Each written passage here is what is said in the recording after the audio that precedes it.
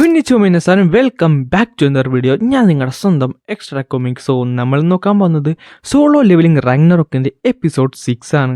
So വീഡിയോയിലേക്ക് കിടക്കുന്നതിന് മുമ്പ് റാഗ്നറോക്കിൻ്റെ ഇതിനു മുമ്പിട്ട എല്ലാ വീഡിയോസും നിങ്ങൾ കണ്ടെന്ന് എന്തായാലും ഉറപ്പുവരുത്തണം. അതേപോലെ സോളോ ലെവലിംഗും കണ്ടെന്ന് ഉറപ്പുവരുത്തണം. എല്ലാത്തിനും ലിങ്ക് താഴെ ഡിസ്ക്രിപ്ഷൻ ബോക്സിലുണ്ട്.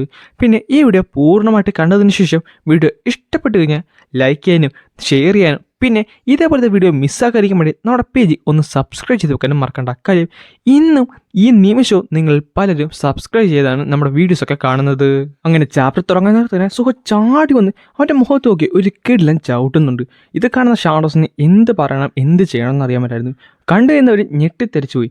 അങ്ങനെ സുഖം താഴത്തേക്ക് വന്നിട്ടുണ്ട്. എന്നിട്ട് അവൻ തിരിഞ്ഞു നോക്കാൻ നേരത്ത് അവന്മാർ കിടന്ന് കാണുന്നത് ആരാടാ നീ? പെട്ടെന്ന് സുഖം ആ ഒരു കാര്യം ആലോചിക്കുന്നു. കോപ്പ്, ഞാനൊന്നും ആലോചിക്കാതെ ആദ്യം തന്നെ ചെയ്തല്ലോ. ഞാനാണ് എന്ത് ചെയ്യും? ഞാനിവിടേക്ക് വന്നത് ബാക്കിയുള്ളവർ അറിഞ്ഞു കഴിഞ്ഞാൽ എന്തായാലും പ്രശ്നമാണ്. ട്രസ് പാസിങ് വലിയൊരു ഇഷ്യൂ തന്നെയാണ്. പെട്ടെന്നാണ് അവൻ ആ ഒരു ഐഡിയ കിട്ടിയത്. അടുത്ത സെക്കൻഡിൽ തന്നെ ഒരു ഷാഡോനെ അവനൊരു മാസ്ക് ആക്കി മാറ്റും. എന്നിട്ട് പറയുന്നുണ്ട്, നീയൊക്കെ എന്താണ് ഇവിടെ ചെയ്യുന്നത്? എന്തിനാണ് ഇവിടെ ഉള്ളവരെ കിഡ്നാപ്പ് ചെയ്യുന്നത്? സത്യം പറ ഹൈനകൾ, നീയൊക്കെ ഇവിടെ എന്തുവാണ് ചെയ്യാൻ നോക്കുന്നത്? അത് ഞങ്ങൾ നിന്നോടല്ല ചോദിക്കേണ്ടത്. നീ ഇവിടെ എന്ത് ചെയ്യുവാണ്? ഇത് മറ്റൊരാളുടെ ടെറിട്ടറിയാണെന്ന് അറിയാൻ മതി. നിനക്ക് ഞാൻ മരിക്കാൻ ഇത്ര ആഗ്രഹമാണെന്ന് പറഞ്ഞുകൊണ്ട് ആ ഹണ്ടേഴ്സ് എല്ലാം അവനെ കൊല്ലാൻ വേണ്ടി ഓടി വരുന്നുണ്ട്. സുഖമായിട്ട് അവിടെ അറ്റാക്സ് ഒക്കെ ഡോഡ് ചെയ്ത് മാറിയിട്ട് പറയുന്നുണ്ട്, ഇവന്മാരെല്ലാവരും ഡി റാങ്കാണ്. സോ അതിനർത്ഥം ഇത്രയും സ്ട്രെങ്ത് മതിയാന്ന് പറഞ്ഞിട്ടുണ്ട്. സോ ഒരു പഞ്ചങ്ങ ചെയ്യുന്നുണ്ടെങ്കിലും ആ ഒരു ഹണ്ടർ തീർച്ച് അവന്മാരുടെ രണ്ടുപേരുടെ ഇടയിലൂടെ തീർച്ച് ബാക്കിലുള്ള ഒരു ഹണ്ടറിനെ മേത്ത് പോയി ഇടിച്ച് താഴത്തേക്ക് വീഴുവാണ്. അടുത്ത സെക്കൻഡ് തന്നെ സുഹോ മുകളിലേക്ക് ചാടി അവന്മാർ രണ്ടുപേരുടെ മുഖത്ത് ചവിട്ടി താഴത്തേക്ക് ഇടുന്നുണ്ട്. ഇത് കാണുന്ന ബേർ പറയുന്നുണ്ട്, എങ്ങളോട് താങ്കൾ നന്നായിട്ട് സ്ട്രോങ്ങർ ആയിട്ടുണ്ട്. ഈവൻ മനുഷ്യരുടെ ഡീറ ഹണ്ടേഴ്സ് താങ്കൾക്ക് ഒരു മാച്ച് പോലുമില്ല. അങ്ങനെ അവരൊക്കെ ഡിഫീറ്റ് ചെയ്തിട്ട് സുഹോ അവിടെ നിൽക്കുവാണ്. ഇത് ഞാൻ പ്രതീക്ഷയിലും എളുപ്പമായിരുന്നല്ലോ. എന്നിട്ട് അവന്മാരെല്ലാവരും സുഹോ കെട്ടിക്കിട്ടിട്ടുണ്ട്. സോ ഓൾമോസ്റ്റ് എല്ലാം കഴിഞ്ഞില്ലേ? എന്തായാലും എല്ലാം കഴിഞ്ഞിട്ടുണ്ട്. ഞങ്ങളെ സഹായിച്ചതിൽ വളരെ നന്ദിയുണ്ട് കേട്ടോ. താങ്കൾ ഹണ്ടർ അസോസിയേഷനിലെ ഒരാളാണോ? നിങ്ങൾക്ക് അങ്ങനെ വേണമെങ്കിലും പറയാം. എന്തായാലും നിങ്ങൾ ഇവിടുന്ന് പോക്കോ, ഞാനിവിടെ കുറച്ചുകൂടെ പണി ചെയ്യാനുണ്ട്. അങ്ങനെ അവരെല്ലാവരും അവിടെ ഉണ്ടെന്ന് കാറിൽ കയറി പോകുവാണ്. ഈ സമയത്ത് സുഹോ ചോദിക്കുന്നുണ്ട്, എങ്കിലും ഈ ഹൈനാഗിളിനെ എന്തിനായിരിക്കും ഇവരൊക്കെ കിഡ്നാപ്പ് ചെയ്തത്? സങ്സുവോ, എനിക്കിത് ഫീൽ ചെയ്യാൻ സാധിക്കുന്നുണ്ട്. എന്ത്? ഞാൻ നിന്നോട് പറഞ്ഞില്ലേ നമുക്ക് ഇവിടേക്ക് വരാൻ ഒരു റീസൺ ഉണ്ടെന്ന്. ആ റീസൺ അതിൻ്റെ അകത്താണുള്ളത്. അങ്ങനെ സുഹോ ആ ഒരു സാധനത്തിൻ്റെ അകത്തേക്ക് കയറുന്നുണ്ട്. കയറുന്നിടത്ത് അവൻ ഞെട്ടിപ്പോയി. കാര്യം അവിടെ കുറേയധികം കേജസ് ഉണ്ടായിരുന്നു. എന്താണ് സംഭവിക്കണമെന്ന് മനസ്സിലാകുന്നില്ലായിരുന്നു. അപ്പോൾ വേറെ പറയുന്നുണ്ട് ഞങ്ങളോട്, എനിക്ക് അവൻ്റെ ഉള്ളിൽ നിന്ന് പെട്ടെന്നാണ് സുഹോ ചോദിക്കുന്നത്, അതിനാണ് ഒരു പട്ടിയല്ലേ? ഇവനൊരു പട്ടീനെ വെറുതെ വിട്ടിട്ടില്ലേ? അതൊരു പട്ടിയല്ല. ആ യങ് വോൾഫ് ഞങ്ങളുടെ king of the beast the fang മൊണാർച്ചിൻ്റെ ഡിസെൻഡൻ്റ് ആണ്. ഷാഡോ മൊണാർക്ക് അന്ന് കൊല്ലാൻ വേണ്ടി വന്നപ്പോൾ അന്ന് ആ യുദ്ധം തുടങ്ങിയപ്പോൾ പുള്ളിക്കാരനെ തൻ്റെ പിള്ളേരെയൊക്കെ ഒരു ഗാർഡിൻ്റെ സഹായത്തോടുകൂടി മറ്റൊരു സാഞ്ചുറിയിലേക്ക് മാറ്റിയിരുന്നു. പുള്ളി എങ്ങനെ മരിച്ചാലും തൻ്റെ ബ്ലഡ് ലൈൻ സർവൈവ് ചെയ്തിട്ടുണ്ടെങ്കിൽ എന്തെങ്കിലും പുതിയൊരു ഫാങ് മൊണാർച്ച് വരുമെന്ന് പുള്ളിക്കാരൻ ഉറപ്പായിരുന്നു. പക്ഷേ ഞാൻ പുതിയൊരു ഫാങ് മൊണാർച്ചിനല്ല പ്രതീക്ഷിച്ചത്. ഈ പിള്ളേർ ജീവിക്കുമെന്ന് മാത്രമായിരുന്നു. യങ് മൊണാർച്ച് അവൻ പറയുന്നതൊക്കെ സത്യമാണ്. എനിക്ക് ഫാങ് മൊണാർച്ചിൻ്റെ എനർജി ഇവനിൽ നിന്ന് കിട്ടുന്നുണ്ട്. സോ ഇനി നമ്മൾ ഇവനെ എന്ത് ചെയ്യും? അത് പെട്ടെന്നായിരുന്നു ആ ഒരു സൗണ്ട് ഇവർ കേൾക്കുന്നത്. അവർ ഞെട്ടിപ്പോയി. ഒരാളും കൂടി ഉണ്ടായിരുന്നില്ലേ? സോ ആരാണ് എൻ്റെ സ്ഥലത്തേക്ക് വന്നിട്ടുള്ളത്? ഒരുത്തം മാത്രമാണ്. പക്ഷേ സുഹോ തിരിഞ്ഞു നോക്കാൻ നടന്നത് ശരിക്കും ഞെട്ടും. കാര്യം അതൊരു മോൺസ്റ്റർ ആയിരുന്നു.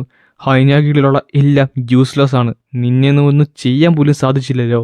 ബ്രോക്കി, നീ ജീവനോടെ ഉണ്ടായിരുന്നോ? നിനക്കെന്നെ അറിയാവോ? പിന്നല്ലേ അവനായിരുന്നു ആ ഗാർഡ്. ഞങ്ങളുടെ കിങ് അസൈൻ ചെയ്ത ഗാർഡ് അവനാണ്. സോ ഫാങ്, നീ ഇപ്പോൾ ജീവനോടെ ഉണ്ടല്ലേ? ബ്രോക്കി, നീ എന്താണ് ചെയ്യുന്നത്? ഇവനെ എന്താണ് നിങ്ങൾ പ്രൊട്ടക്ട് ചെയ്യാഞ്ഞത്? അപ്പോഴാണ് ബ്രോക്കി ആ ഒരു കാര്യം ശ്രദ്ധിക്കുന്നത്. അടുത്ത സെക്കൻഡിൽ തന്നെ സുഹോൻ്റെ അടുത്തേക്ക് വന്നിട്ട് ആ ഒരു വൂൾഫിനെ അവൻ കയ്യിലെടുത്തിട്ട് പറയുന്നുണ്ട്, മനുഷ്യ, എൻ്റെ ബിലോങ്സ് നീ തൊട്ടുപോലും പോലെ. എന്നിട്ട് ഒരു കിടിലം പഞ്ച് കൊടുത്ത് സുഹോനെ തീർപ്പിച്ച് ദൂരത്തേക്ക് വീഴുന്നുണ്ട്. അത് നല്ല പവറിലായിരുന്നു. ഇൻഫാക്ട് ആ ഒരു സ്ഥലവും പൊട്ടി പുറത്തെ 3 കണ്ടെയ്നറിൽ വന്നാണ് സുഹോ ഒന്ന് വീഴുന്നത്. താങ്കൾക്ക് എന്തെങ്കിലും പറ്റിയോ? നന്നായിട്ട് വേദനിക്കുന്നുണ്ട്. തങ്ങളുടെ തല ബ്ലീഡ് ചെയ്യുന്നുണ്ട്. ബെറു, ഒന്നും മിണ്ടാതിരിക്കുക. ഒന്നാമതെനിക്ക് തല മര്യാദ കേൾക്കാൻ സാധിക്കുന്നില്ല. ഈ സമയത്ത് അവൻ്റെ എൻഡ്യൂറൻസും ഫിസിക്കൽ റെസിസ്റ്റൻസും നന്നായിട്ട് തന്നെ കൂടിയിട്ടുണ്ട്. എങ്കിലോട്ട് നമ്മളിവിടെ വന്നപ്പോൾ തന്നെ എനിക്ക് ചെറിയൊരു എനർജി സെൻസ് ചെയ്യാൻ സാധിച്ചിരുന്നു. ഞാൻ ഇപ്പോഴാണ് അതെന്താണെന്ന് മനസ്സിലാക്കിയത്. അത് ഇറ്റാറംസ് ആണ്. എനിക്ക് അവനിൽ നിന്ന് ഇറ്റാറംസിൻ്റെ പവർ സെൻസ് ചെയ്യാൻ സാധിക്കുന്നുണ്ട്. ബ്രോക്കി, നീ എന്താണ് ചെയ്യുന്നത്? അത് നമ്മുടെ കിങ്ങിൻ്റെ മകനാണെന്ന് നിനക്ക് അറിഞ്ഞൂടെ? ഇവൻ വെറും വീക്ക്ലിംഗ് ആണ്. നീ എന്താണ് വിചാരിച്ചത്? എൻ്റെ സാഞ്ചുറി പോട്ടും ഞാൻ എങ്ങനെയാണ് ഇത്ര സ്ട്രോങ് ആയിട്ട് ഇരിക്കുന്നത്? സർവൈവൽ എന്ന് പറയുന്നത് ഫിറ്റ്നസ്സിനുള്ളവർക്ക് മാത്രമാണ്. ഈ വീക്കായിട്ടുള്ളവന് ജീവിക്കാൻ പോലും അർഹതയില്ല. ഞങ്ങൾ മാത്രമേ ജീവിക്കാൻ പാടുള്ളൂ. ഇവൻ വീക്ക്ലിംഗ് ആണെന്ന് മാത്രമല്ല, ഇവൻ ഫാങ് മൊണാർച്ചിൻ്റെ മകനാണെന്ന് പറയുന്നത് തന്നെ അർഹതയില്ലാത്തവനാണ്. നീ നാല് ചോദിക്കുക, ഇവൻ നല്ലധികം ന്യൂട്രീഷ്യസ് ആണ്. അതുകൊണ്ട് ഞാൻ ഇവനെ ഇവിടെ വെച്ച് കഴിക്കാൻ പോവാണ്. ഇത്ര നാൾ ഇവൻ്റെ ബ്ലഡ് മാത്രം കുടിച്ചാണ് ഞാൻ ഇത്രയും സ്ട്രോങ്ങറായിട്ട് മാറിയത്. പക്ഷേ ഇന്ന് ഞാൻ ഇതെല്ലാം തീർന്നു. എടാ ബ്രോക്കി, നീ ഒരു കാര്യം മനസ്സിലാക്കിയോ, ഞാൻ ചെയ്യുന്ന അവസാനത്തെ കാര്യം നിന്നെ കൊല്ലുന്നതാണെങ്കിൽ അതും ഞാൻ ചെയ്യാൻ മടിക്കത്തില്ല. അതുകൊള്ളാം, നിനക്കൊന്ന് ഒറ്റയ്ക്ക് എന്നെ ഒന്നും തോട്ടാൻ പോലും പറ്റത്തില്ല. അപ്പോഴാണോ പെട്ടെന്ന് സുഹോ തൻ്റെ കൈകൾ ഫ്രണ്ടിലേക്ക് വെച്ചിട്ട് മുകളിലേക്ക് ഉയർത്തുന്നുണ്ട്. അടുത്ത സെക്കൻഡിൽ തന്നെ ബ്രോക്കിയുടെ കൈ മുറിഞ്ഞ് ആ ഒരു കൊച്ചു താഴത്തേക്ക് വീഴുന്നുണ്ട്. നമ്മുടെ ബെറുവാട്ടെ ആ ഒരു കുഞ്ഞിനെ പോയി പിടിക്കുന്നുണ്ട്. ഈ സമയത്ത് സുഹോൻ്റെ അടുത്തേക്ക് ഫാങ് തിരിച്ചു വന്നിട്ടുണ്ട്. ഫാങ്, എനിക്കൊരു കാര്യം അറിയാം, നിനക്ക് നല്ല ദേഷ്യമുണ്ട്. പക്ഷേ അതെന്തുകൊണ്ടും എനിക്ക് നല്ലതാണ്. കാര്യം നമ്മൾ ഇന്നായിരിക്കും ആദ്യത്തെ അലയൻസുമായിട്ടൊക്കെ തുടങ്ങാൻ പോകുന്നത്. ഷാഡോയും ഫാങ്ങും തമ്മിലുള്ള ആദ്യത്തെ അലയൻസ് ഇറ്റേണൽസ്.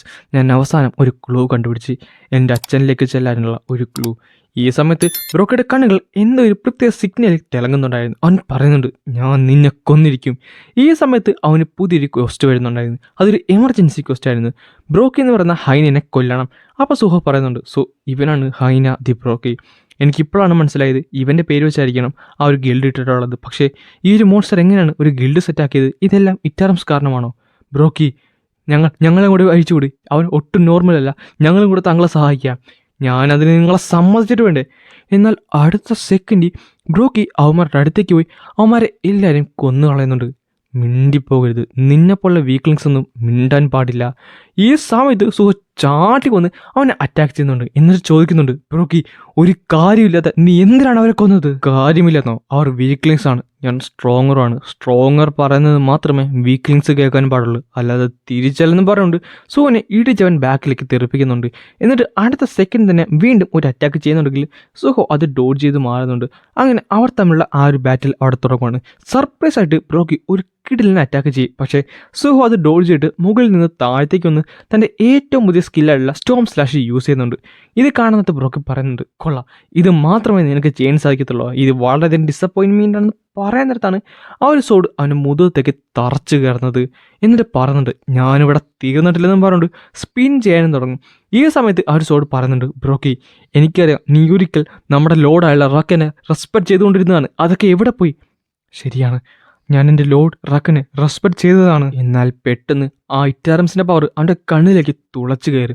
അടുത്ത് കഴിയുമ്പോൾ ആ ഒരു സോഡ അവൻ പൊട്ടിച്ച് കളയും. എറിഞ്ഞ് താഴത്തേക്കിട്ട് പൊട്ടിച്ച് കളഞ്ഞിട്ട് പറയുന്നുണ്ട്, ഞാനവനെ റെസ്പെക്ട് ചെയ്തിട്ടില്ല. എനിക്കൊരു വഴിയില്ലാത്തതുകൊണ്ടാണ് അവൻ്റെ ഫ്രണ്ടിൽ മുട്ടുകുത്തേണ്ടി വന്നത്. അവൻ വീക്ക്ലിംഗ് ആണ്, അവനൊന്നും അർഹതയില്ലെന്നും പറഞ്ഞുകൊണ്ട് സുഹോനെ അവൻ ഇടിച്ച് തീർപ്പിക്കുന്നുണ്ട്. ഈ സമയത്ത് സുഹയെ നന്നായിട്ട് വേദനിക്കുന്നുണ്ടായിരുന്നു. അവൻ്റെ ബോൺസ് പൊട്ടുന്നുണ്ടായിരുന്നു. അവൻ മരിക്കുമെന്ന് തോന്നി. പക്ഷേ അപ്പോഴും പറയുന്നുണ്ട്, ഇതൊക്കെ വെച്ച് നോക്കാൻ നേരത്ത് എൻ്റെ അച്ഛൻ ചെയ്യുന്നത് എന്തുമായിരിക്കും? അതുകൊണ്ട് തന്നെ ഞാനിവിടെ വീഴാൻ പാടില്ലെന്നും പറഞ്ഞിട്ടുണ്ട്.